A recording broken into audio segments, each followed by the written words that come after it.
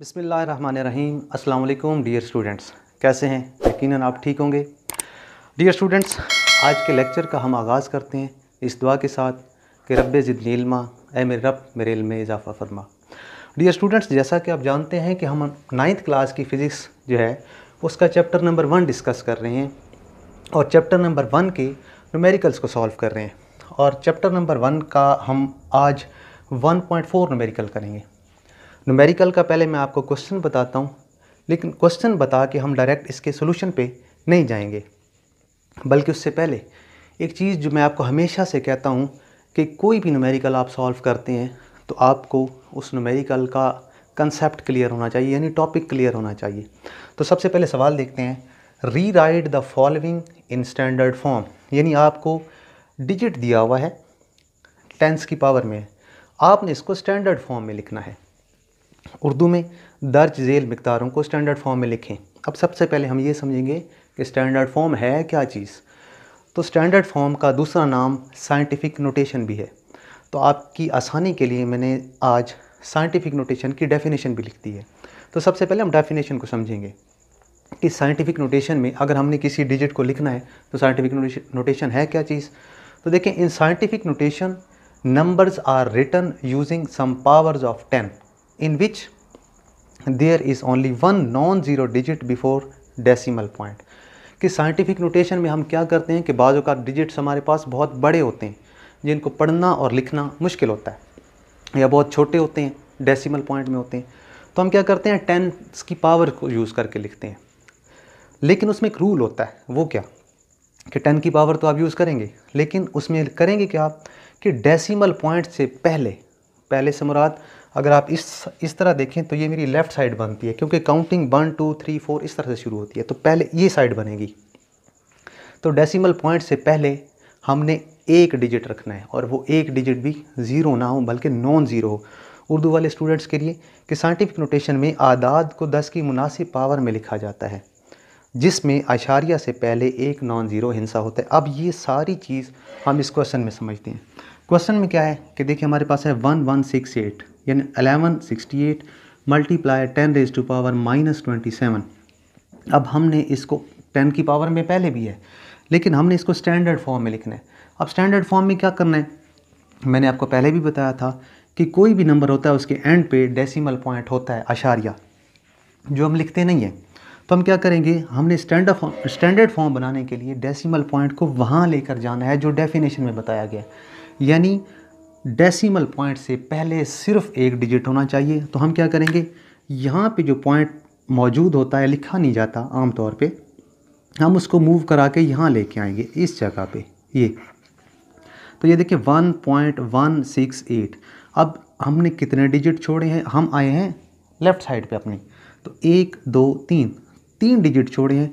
तो इसके लिए हमने क्या किया, मल्टीप्लाई कर दिया 10 की पावर 3 को। जितने डिजिट छोड़ के आएंगे उतनी 10 की पावर हो जाएगी। 10 की पावर -27 पहले से मौजूद है। फिर जो पिछले क्वेश्चंस में भी हमने चीज़ डिस्कस की थी कि अगर बेस सेम हो तो पावर्स ऐड होती हैं। तो यहाँ पे बेस 10 है, सेम है दोनों की, तो 3 - 27 ये आपस में ऐड हो जाएगा। तो 3 में से 27 हम वैसे तो नहीं निकाल सकते आम तौर पे, 27 यानी एक्चुअली हम यूँ करेंगे -27 और +3। तो 27 में से 3 निकालेंगे तो हमारे पास 24, लेकिन साइन इसका बड़े वाले का। तो ये आ गया 1.168 मल्टीप्लाई 10⁻⁻24। अब ये जो हमारे पास आंसर आया, ये हमारी डेफिनेशन के मुताबिक है कि एक तो 10 की पावर में है, दूसरी चीज़ ये कि डेसिमल पॉइंट से पहले सिर्फ एक डिजिट है जो कि ज़ीरो भी नहीं है, नॉन ज़ीरो है। तो ये हमारे जो 1.4 का ए पार्ट है इसका आंसर है।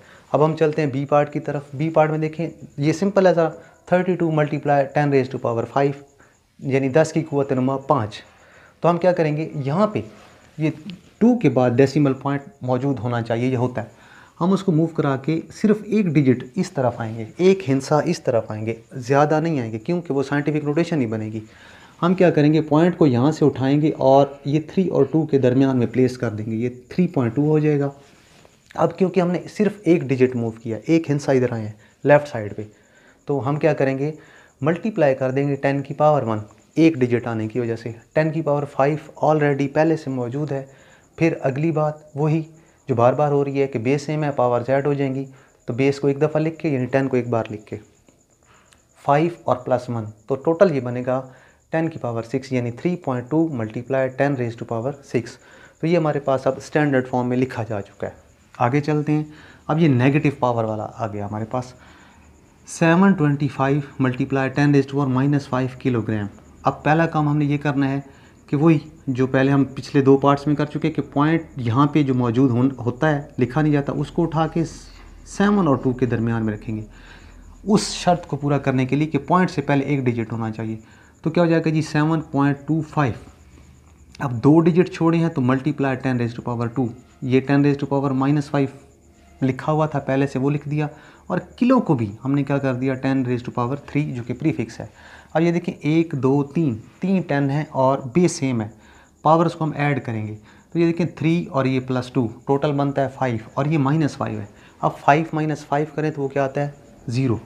अब 10 रेज़ टू पावर 0 ये एक इंटरेस्टिंग हमारे पास लॉ है जो कि हम आने वाली अगली वीडियो में हम स्पेशली इस लॉ को आपको एक्सप्लेन करेंगे कि अगर किसी नंबर की पावर 0 आ जाए वो 1 होता है। वो हम आपको बताएंगे 1 होता कैसे है, वो हमारी अगली वीडियो में होगा।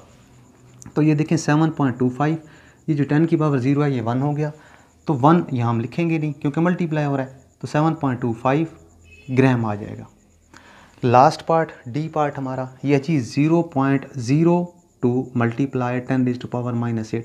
अब पिछले 3 पार्ट्स के मुकाबले में ये थोड़ा डिफरेंट है। क्या वजह है? देखिए पॉइंट को हम अब लेफ़्ट साइड पे मज़ीद नहीं ला सकते, इधर कोई डिजिट ही नहीं है। अब की बार हमें जाना पड़ेगा राइट साइड पे, इधर यहाँ पे, तो हम लिखेंगे ये 2 डिजिट छोड़ के, तो 2 एक्चुअली लिखना चाहिए था 2.0 लेकिन 2 लिख दिया जाता है, 2 मल्टीप्लाई 10 रेज़ टू पावर। अब क्योंकि हम राइट साइड पे गए हैं तो 1 2 डिजिट छोड़े हैं तो -2 पावर, लेफ़्ट साइड पे आएंगे तो पॉजिटिव पावर, राइट साइड पे जाएंगे तो ये याद रखना है आपने नेगेटिव पावर। तो 2 डिजिट हम राइट साइड पे गया 10 की पावर -2, 10 की पावर -8 पहले से मौजूद है, तो बेस सेम पावर्स फिर ऐड करेंगे -8 और -2।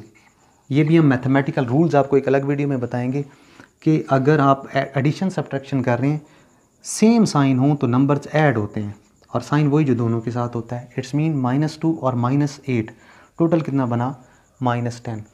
तो ये हमारे पास जो है वो डी पार्ट भी सॉल्व हो गया।